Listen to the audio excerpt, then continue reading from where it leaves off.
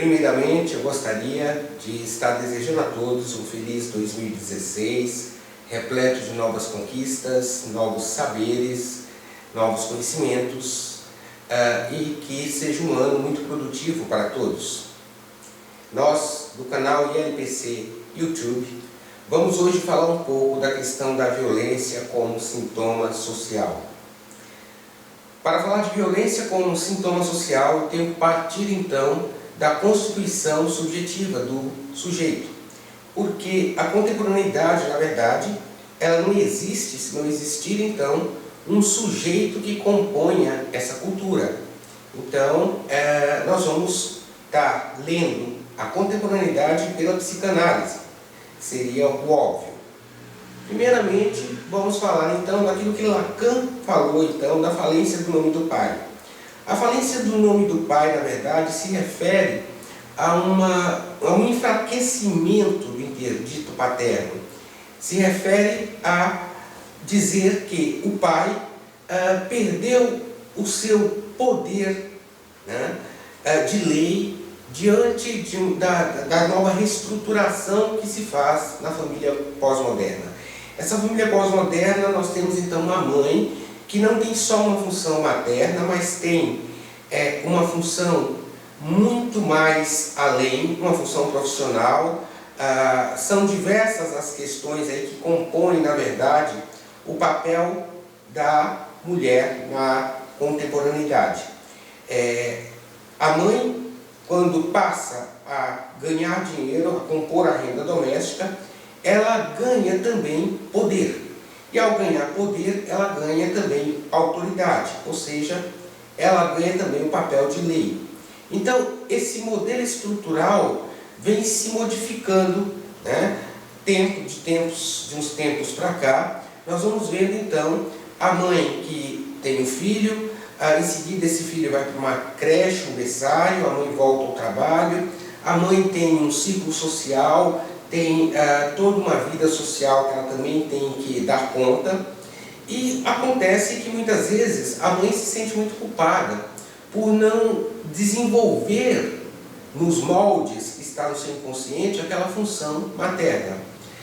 Junta-se com isso, né, um novo modelo que se diz que a criança hoje ela não pode sofrer mais as represálias que sofria no passado. Então hoje nós temos aí uma questão do público que invade o privado. O pai não pode mais usar da palmada, por exemplo, com seu filho no ambiente público. Corre o risco de dele ser denunciado ao conselho tutelar e gerar um problema.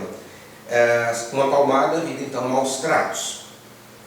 O que acontece é que o pai, com seu poder enfraquecido, seu interdito é dividido então com a lei da mãe. Com isso que a gente tem que o pai, que era o único provedor no passado e detentor do falo, ele se contrai nessa nova composição, tendo por vezes um menor poder de lei que a mãe.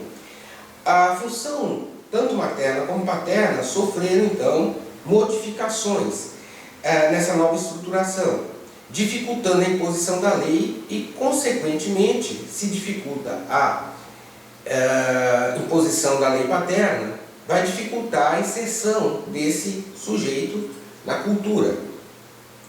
A mãe, muitas vezes, né, ou mesmo o pai, de acordo com a mãe, se tornam muito permissivos como forma de compensar a sua ausência, compensar a sua deficiência na função materna e paterna. Então a criança aprende desde cedo que tudo pode. Frequentemente, eu vi um caso de uma mãe que deu para um filho de 6, 7 anos um tablet.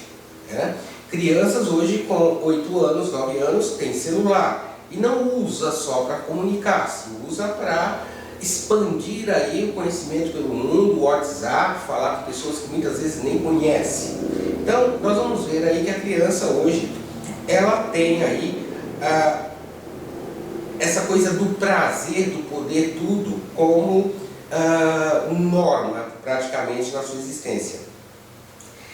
Nós estamos falando aqui então de uma questão de excesso, né, ou de ausência de limites.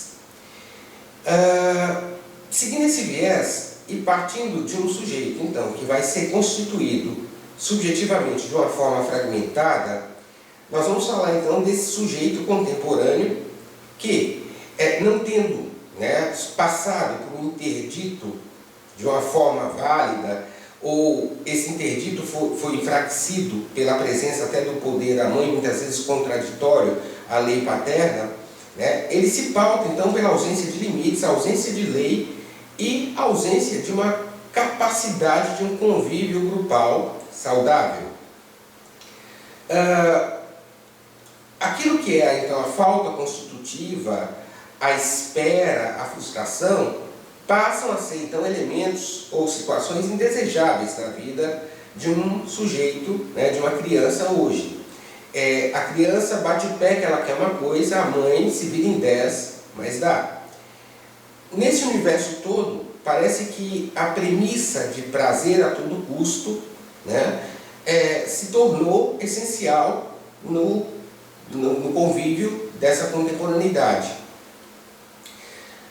Para se ter prazer a todo custo, sem ter que nada renunciar, que era o modelo de constituição, eu, né, tenho que renunciar muitas vezes às pulsões pessoais para ter aí um ganho na cultura, para ter um reconhecimento na cultura. Hoje a gente entende que muito pouco se renuncia, mas que tem que se ter prazer.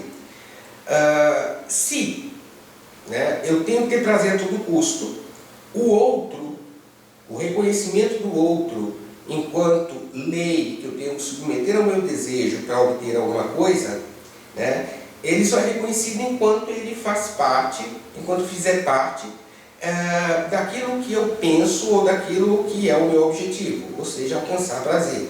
No momento que ele se coloca como obstáculo a esse prazer, ele não pode mais estar no meu caminho, então eu tenho que destruí-lo de alguma forma.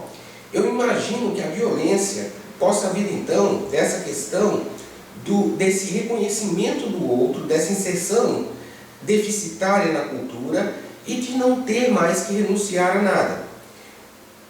Quando falamos em não renunciar a nada, veja hoje como a magia dos antidepressivos acaba, de uma certa forma, impregnando o nosso momento. Não se pode ter tristeza. Ser triste hoje é ser uma pessoa desagradável. Você tem que ser para cima, o tempo inteiro. Então, os antidepressivos hoje vêm encobrir ou vêm tamponar aquilo que seria constitutivo, que seria a tristeza. É através da dor, como uma situação limite, é que nós recomeçamos e aprendemos alguma coisa. Só que a dor hoje, ela praticamente não pode existir, não há lugar para tristeza. Combate-se tristeza e depressão com uma infinidade de antidepressivos que prometem a manutenção de uma ilusória felicidade. Capitalismo, que dá à economia de uma nação o estatuto de falo, vai valorizar então o sujeito que produz, aquele sujeito que tem, despreza a subjetividade e coloca o sujeito numa posição de muito produzir para ser reconhecido. Consumir é a forma de preencher o vazio interno de uma existência na qual os valores de ser foram substituídos pelos valores de ter, né? O ócio, o não fazer nada, é sentido como culpa hoje. Você tem que aproveitar todo o tempo, porque tempo é dinheiro, né? Não há espaço vazio na atualidade. Todos os espaços devem ser preenchidos para produzir, seja lá o que for. Mesmo o lazer, né, você acaba transformando numa obrigação. Todo fim de semana tenho que sair. O fim de semana que eu não saio é como se eu me sentisse culpado, porque não tive prazer. Sendo que, né, o desejo de ficar em casa, de não fazer nada, que seria saudável em alguns momentos, se torna uma coisa agressiva dentro dessa produção da contemporaneidade. Então, nós temos que, de alguma forma, sair, jantar fora, temos que fazer alguma coisa para ter prazer. E isso acaba virando uma obrigação. Se tudo pode, se a atualidade permite a expressão direta do desejo, sem filtros, o que vale é ter prazer o tempo todo. Obviamente, tudo que obstruir o caminho no sentido de obtenção de prazer tem que ser eliminado, tem que ser destruído, invalidado. É nesse nessa questão aí que a violência vai encontrar um terreno fértil para se produzir, né, para crescer. Ela não pode ser vista como um sintoma patológico social, pois ela é um recurso, na verdade, que favorece as demandas da atualidade. Então, se ela favorece, por exemplo, a obtenção de prazer a todo custo, né, a viver uma vida de ilusória felicidade, né, a você conquistar tudo que se quer sem limites, então não dá para dizer que ela é um sintoma patológico, embora seja, né? Ela tem que ser negada enquanto sintoma patológico. Se não é um sintoma patológico, ela acaba sendo banalizada e se torna um traço da cultura. Ao se combater a violência com a própria violência, nós vamos legitimar, então, a violência como um valor de cultura. Vamos observar aí as manifestações que acontecem aqui na cidade de São Paulo, como se combate essas manifestações, com esquadrão de choque, e muitas vezes com violência. Então, aquilo que se diz, né, ser prejudicial, que é a violência dos manifestantes, é combatida com uma violência maior ainda. No momento que acontece isso, nós legitimamos de vez a violência como um traço cultural. Se a renúncia à pulsão destrutiva era necessária, né, no momento anterior para um convívio social, né, esse convívio social pressupunha uma troca de um suposto amparo para o indivíduo, né, de uma segurança para o indivíduo. Hoje nós vamos observar que desde das esferas mais altas do poder até as mais baixas, um desamparo visível. É a perda das ilusões da utopia. Quem ampara o sujeito da atualidade? Quem o defende? Quem o protege? Nós temos aí, por exemplo, no Brasil, né, essa questão da corrupção. É certo que a corrupção existe no mundo inteiro, mas as leis de outros países se fazem valer muito mais que a nossa lei. Então, se a corrupção está nas esferas mais altas da autoridade, que são representativos de um pai, né, quem nos ampara de fato? Se não há quem nos ampara, então é a lei do cada um cuidar de si. E é nessa lei do cada um cuidar de si que implica aí a questão da violência, do passar por cima do outro como trator. Cuidar de si implica em preservar-se vivo e preservar a possibilidade de obtenção de prazer a todo custo. Mas, além disso, viver como prega a atualidade, feliz, fazer calar o barulho da dor interna, com mais barulho ainda, né, para não ouvir os próprios gritos da dor. Nós estamos vivendo numa metrópole extremamente ruidosa.